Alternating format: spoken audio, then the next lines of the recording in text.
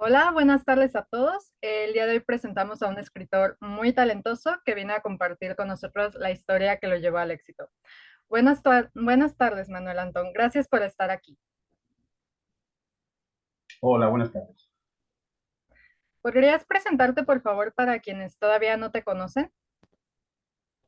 Sí, vamos a ver. Yo soy filólogo, licenciado en Filología Hispánica, en la sección de gallego-portugués. Actualmente estoy dando clases a alumnos de secundaria y bachillerato de lengua y literatura gallega.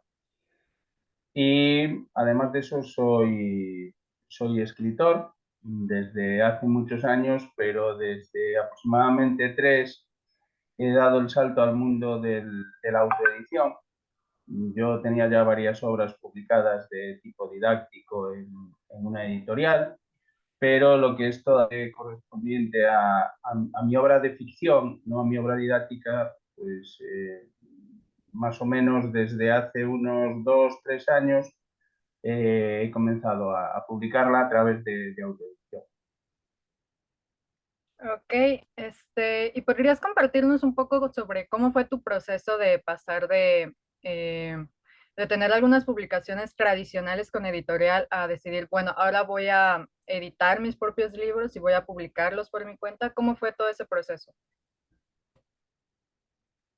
Pues fue más que nada fruto de las circunstancias. Yo tenía una novela escrita originariamente en gallego, titulada Tres acordes para una bella melodía, que en su versión en español es Tres acordes para una antigua melodía, que se la envié a una editorial.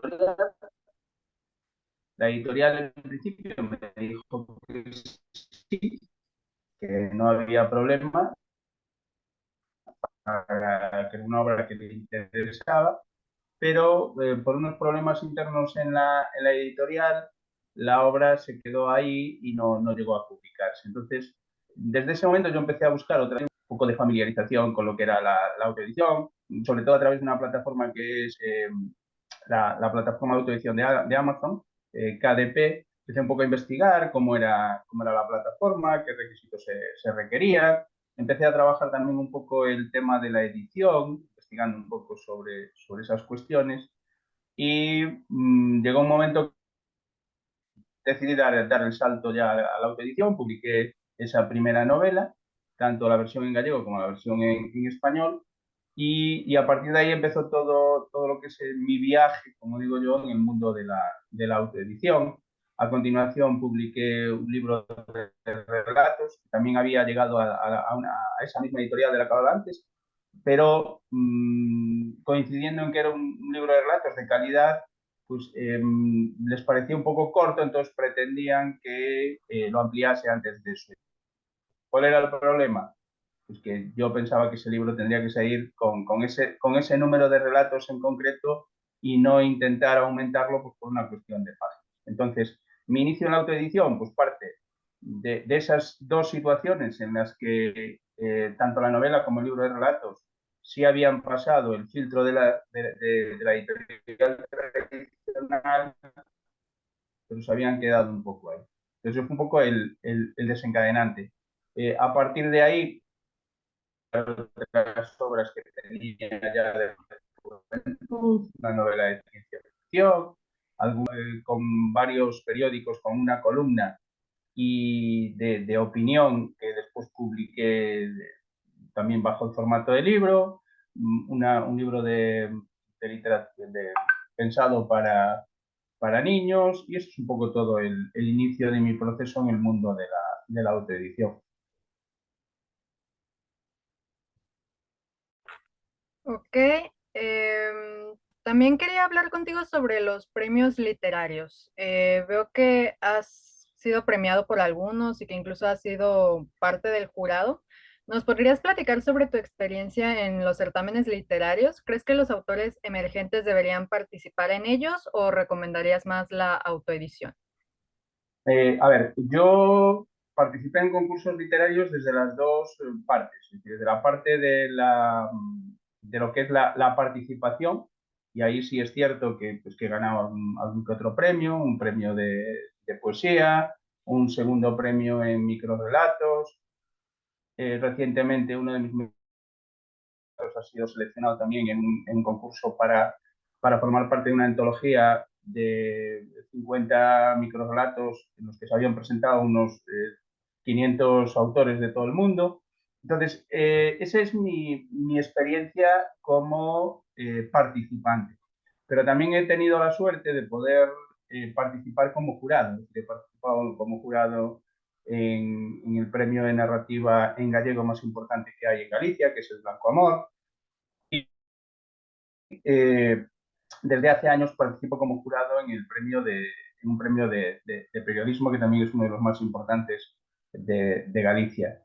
Mi opinión sobre los premios, pues es una opinión un tanto, podríamos decir, un tanto radical. Es decir, yo creo que determinados premios son encargos de las propias editoriales, con lo cual participar en ellos es una pérdida de tiempo. Voy a dar nombres, pero podríamos pensar en alguno que otro de fama mundial. Y por otra parte, a veces los jurados estamos, y digo estamos, porque yo también soy jurado, contaminados por nuestra experiencia como lectores y por nuestra experiencia a veces como escritores. Y entonces, valorar obras de otro es complicado, sobre todo cuando uno lo hace como escritor. ¿Yo qué recomendaría? Pues fundamentalmente que el que quiera presentarse a premios literarios que lo haga. Yo lo hago en muy contadas ocasiones selectivamente. Y también, por otra parte, el mundo de la autoedición requiere un cierto filtro. Cuando uno presenta un trabajo a una editorial, hay un filtro que es el de los lectores beta de la editorial, pero yo creo que en autoedición también tiene que haber un filtro. Es decir, no todo vale por el hecho de que se pueda autoeditar. Entonces sí es importante, y yo es lo que trato de hacer con mis obras, es mantener unos mínimos de calidad necesarios para que el producto que llega al lector sea un producto de calidad, tanto en su contenido como en su presentación. Por eso el mundo de la autoedición también requiere esa seriedad. Hay gente que piensa que el autor que autoedita lo hace porque las editoriales le han cerrado las puertas, pero yo siempre digo lo mismo. En el siglo XIX, la mayor parte de los escritores autoeditaban. Si pensamos en Valle Inclán, por ejemplo, Valle Inclán autoeditaba. Autores tan importantes en la literatura gallega como Rosalía de Castro autoeditaba. Entonces, ese prejuicio inicial que hay sobre el mundo de la autoedición no deja de ser un prejuicio interesado. Y bien es cierto que hay, dentro del mundo de la autoedición, también hay mucho producto que desvirtúa lo que es la autoedición. Ok, muy interesante. Te quería preguntar también, este, ¿cuál es la forma en la que tratas de autoeditar para asegurarte de que tenga esa calidad de la que hablas, ya que no pasas por el filtro de la editorial? ¿Qué criterios o en qué aspectos te fijas para determinar qué cosas puedes meter en la novela que sirven y qué cosas no te funcionan tanto? Vamos a ver, yo tengo una ventaja respecto a otros autores que hacen autoedición, que yo soy filólogo, con lo cual soy experto en lengua y en literatura, con lo cual es un terreno que para mí no es desconocido. Pero aparte de eso, soy un lector bastante voraz, con lo cual una de las premisas fundamentales es lo que a mí no me llega o no me llena como lector, tampoco voy a pretender que pueda llegar a los espectadores, o sea, a los lectores en este caso. Por eso, desde el punto de vista técnico, sí es cierto, y no es ser presuntuoso, tengo los conocimientos como para saber si algo es de calidad o no, pero obviamente cuando uno escribe tiene que dar un paso atrás y en el momento que revisa lo que escribe, plantearse ser lo más crítico posible y plantearse que en ese momento no eres el escritor, sino que eres el editor. Porque yo tanto edito como maqueto como ortocorrijo, con lo cual ahí es un proceso de desdoblamiento de personalidad y que hay que tenerlo muy claro. Es decir, a mí te puedo contar como anécdota que cuando publiqué mi primera novela, para que la novela saliese a la luz pasaron 2 años en todo ese proceso de corrección, de revisión, y como anécdota puedo decirte que hay un momento en el que yo revisando la obra me di cuenta que había un desajuste de media hora entre un hecho que sucedía y otro. Ese desajuste de media hora rompía un poco la cronología de la historia. Con lo cual, ya te digo, hasta ese punto yo soy bastante, trato de ser bastante puntilloso en las correcciones, cosa que me permite la autoedición. Es decir, yo de alguna de mis novelas, cuando hice, por ejemplo, en 3 acordes la traducción al español del gallego, había cosas que no me llegaron a, que me habían convencido en un caso, pero que una vez que hacías la traducción no me convencían lo suficiente. Entonces llegué a cambiarlo en las dos versiones, por lo cual eso es un poco el proceso. Sí, a aquellos que son autores de autoedición, sí les recomiendo siempre me lo preguntan, siempre me lo plantean, es que tengan 1 o 2 lectores beta. A poder ser que no sean de la familia. La familia le cuesta trabajo ser crítico con. Entonces, 1 o 2 lectores beta que sean un poco los que hagan ese papel de filtro, entre comillas. Que sean buenos lectores y que tengan un cierto espíritu crítico en ese sentido. Ok, muy buenos consejos. Y una vez que logras terminar todo el proceso de la autoedición del libro y ya lo pones a la venta, ¿cuáles han sido las cosas que has hecho para que ese libro llegue a más personas y que se venda? ¿Qué cosas te han funcionado? ¿Tienes alguna estrategia? A ver, yo hace tiempo en una entrevista y en un artículo que publiqué, hablaba el título era La soledad del corredor de fondo, y hablaba del proceso de autoedición. Es decir, cuando un autor trabaja con una editorial, todo el proceso de promoción y todo el proceso de visibilización del libro lo hacen terceros, en este caso la editorial. Pero cuando uno es autor de autoedición, una vez que el libro se publica, empieza realmente el trabajo. Es decir, hay que remangarse, hay que hacer que ese libro llegue a los lectores, hay que hacer que el público te conozca. Entonces, esa es la parte más complicada y la parte en la que es más fácil desesperarse. Yo hace un par de semanas, en una entrevista que me hicieron también en Argentina, en el programa, hablábamos de uno de mis proyectos, que es un cómic titulado Oscuria, y hablábamos de que lo importante no eran las ventas, sino lo importante es que lleguen a la gente. Entonces, ¿cómo conseguir que tu obra llegue? ¿Cómo conseguir que te conozcan como autor?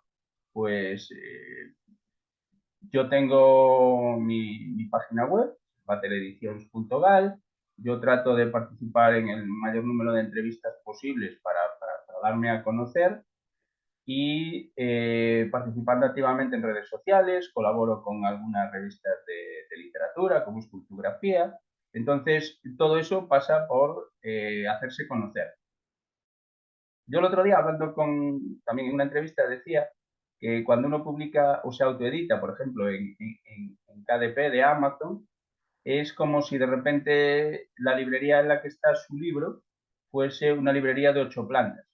Y en una de esas plantas, en uno de esos estantes, está tu libro. Entonces, que te lleguen a ver y que el público se acerque a ti es muy complicado y requiere mucho esfuerzo y mucho trabajo. ¿Qué cosas funcionan y qué cosas no funcionan? Pues depende de la obra, depende del momento, pero yo parto de la base de que determinadas obras mm, están publicadas pues porque me apetecía publicarlas y la autoedición me lo permite, no porque nazcan con el objetivo de ser o de tener un número de ventas muy grande. Es decir, sobre todo en la parte de poesía, yo soy consciente de que cada vez que uno de mis poemarios llega a un lector, pues es una pequeña batalla ganada, pero tampoco podemos esperar que de repente los libros se conviertan en superventas y menos en el mundo de la autoedición. Yo tengo varias trabajos con colaboraciones con escritores a la hora de editar sus obras, de visibilizarlas y de ponerlas en el mercado. Y claro, la primera cuestión del escritor es, llevamos un mes y solo se han vendido 10 ejemplares. Claro, estamos empezando y es un proceso muy lento. Entonces, ahí es el gran problema de la autoedición en sí, el hacerse ver en un mundo en el que hay mucho publicado.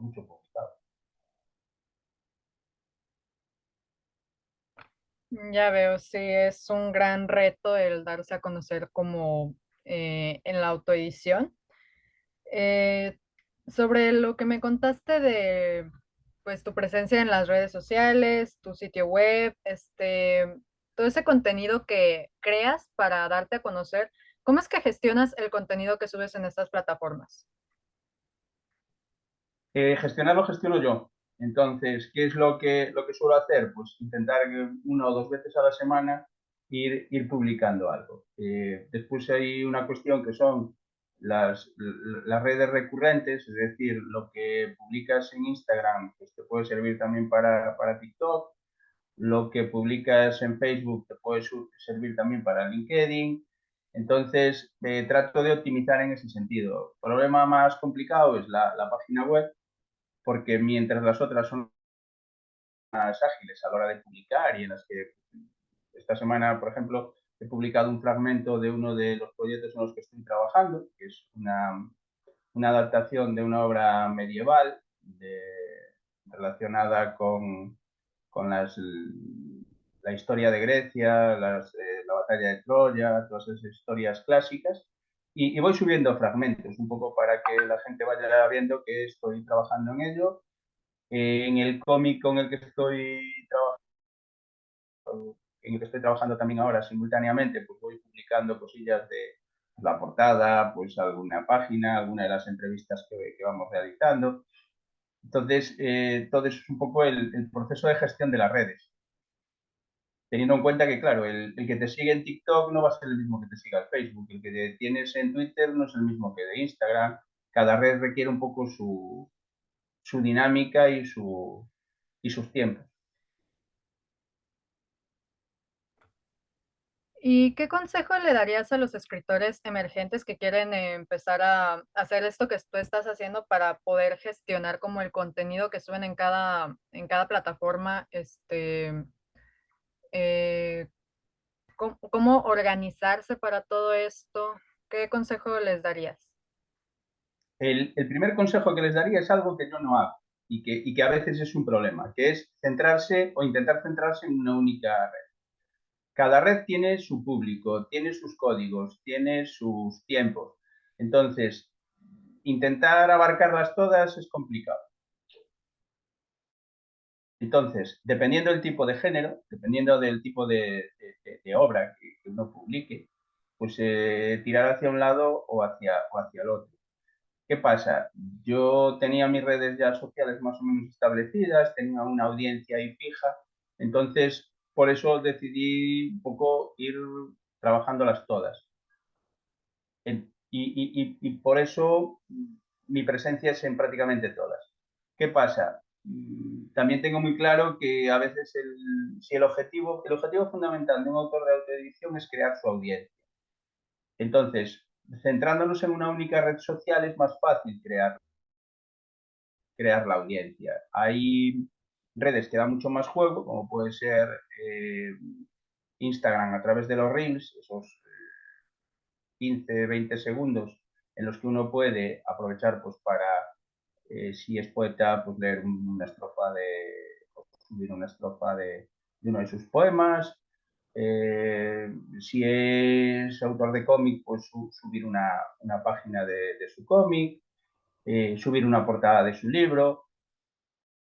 Pero sí es muy importante mantener siempre lo que se llama en el mundo del marketing, una armonía en la presentación de sus contenidos. Yo cuando subo mis contenidos a las redes sociales, utilizo siempre una plantilla en la que aparece el logo el logo que utilizo en mis obras, que en el futuro será posiblemente un sello editorial, pero que por ahora simplemente es un logo.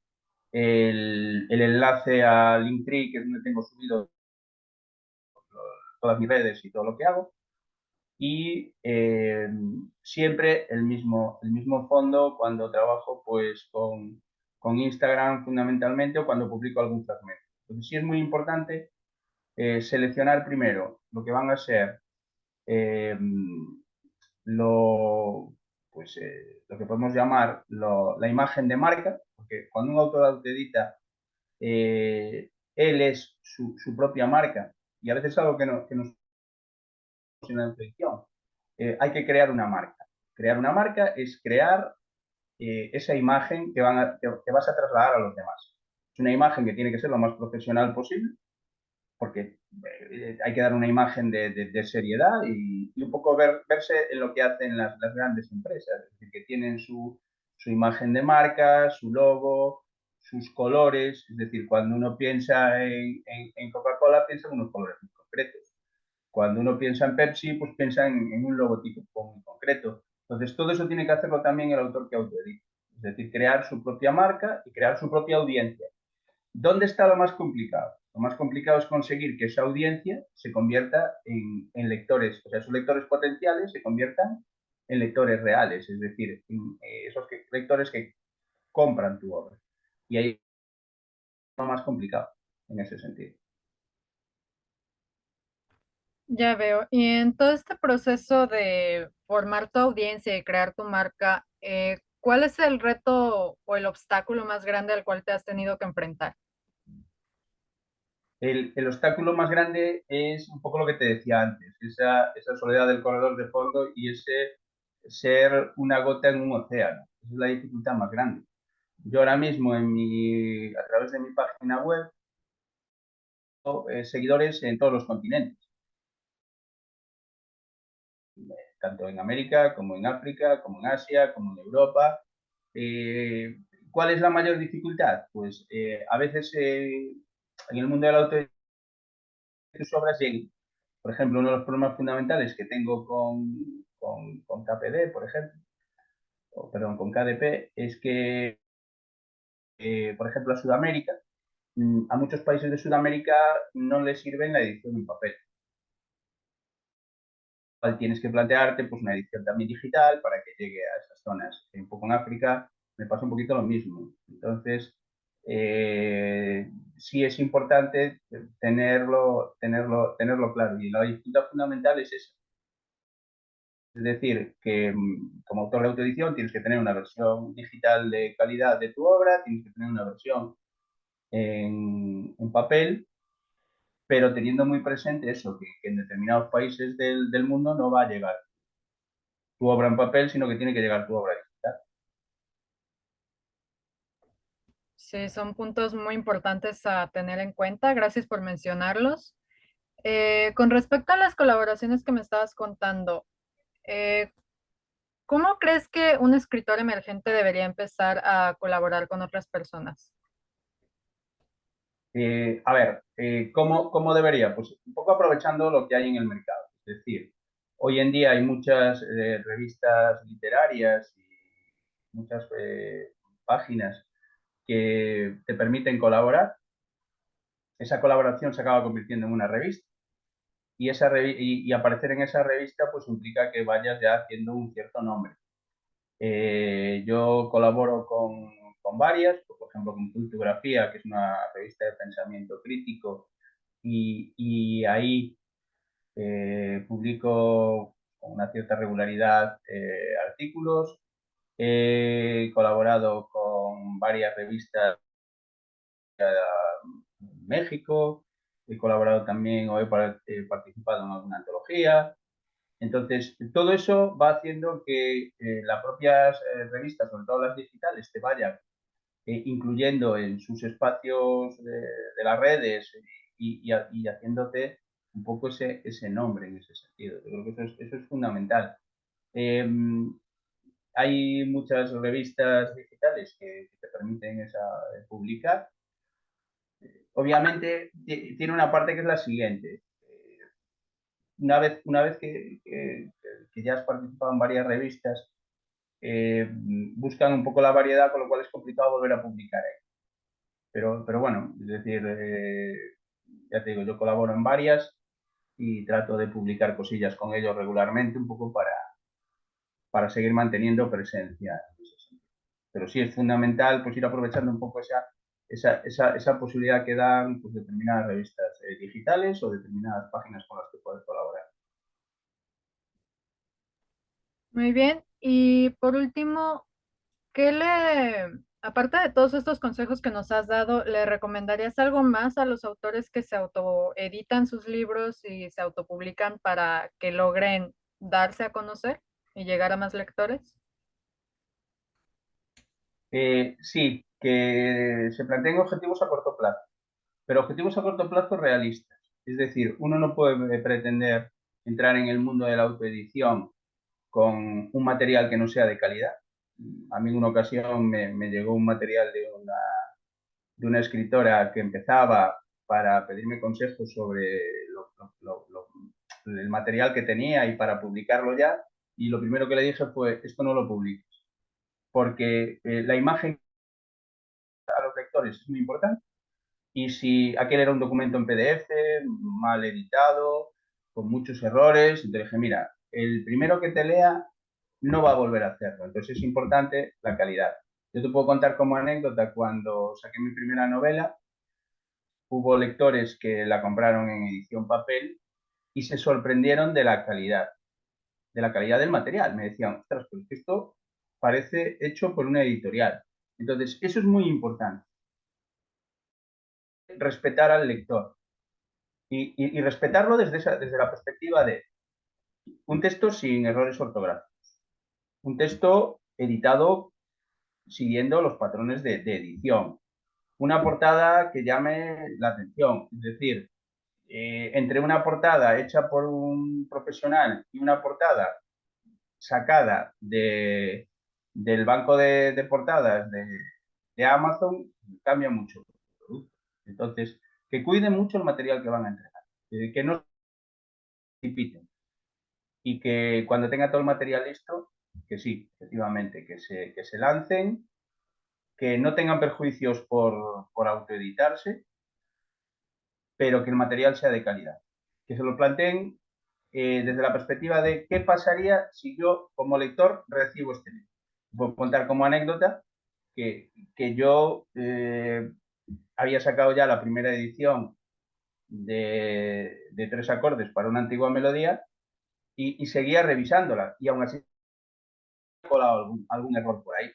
Entonces, si las propias editoriales, yo hace poco leía una novela de una editorial con varios errores ortográficos y a la propia editorial que tiene sus editores y que la obra pasa por varios ojos y por varias manos se le escapa algún error, más todavía a alguien que lo hace en solitario. Entonces sí es muy importante que tengan esa preocupación por ofrecer un producto de calidad.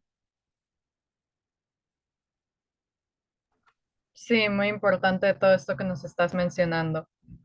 Eh, Finalmente, ya para cerrar, ¿podrías decirnos dónde podemos adquirir tus libros y cómo te podemos seguir para conocer más sobre tu trabajo y tus nuevos proyectos? Sí, te decía antes que mi página web es batelediciones.gal y si no en Linktree, Linktree barra Batelediciones, ahí está todo lo que hago, es decir, está mi página web, mi biografía, entrevistas que me han realizado sobre mis obras y toda mi obra está publicada en Amazon. Las novelas además están en Kobo, en Rakuten Kobo, y en Book Little también hay alguna de mis obras. Muy bien. Bueno, esas fueron todas mis preguntas. Muchísimas gracias por tu tiempo y por haber compartido todo esto con nosotros. Estoy segura de que será de gran ayuda para Ha muchos sido, ha escritores. sido un auténtico placer poder haber contestado a tus preguntas. Muchas gracias.